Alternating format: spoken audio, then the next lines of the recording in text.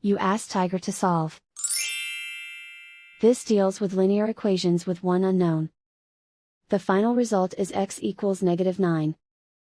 Let's solve it step by step. Group all x terms on the left side of the equation. Subtract 7x from both sides. Group like terms. Simplify the arithmetic. Group like terms.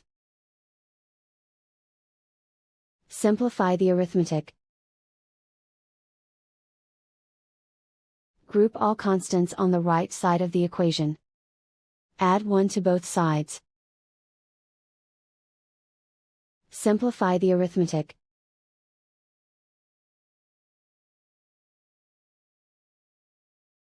Isolate the x.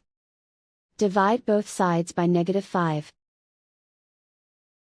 Cancel out the negatives. Simplify the fraction. Move the negative sign from the denominator to the numerator. Find the greatest common factor of the numerator and denominator.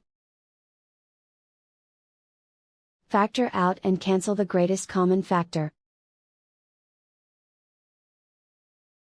And so the final result is x equals -9.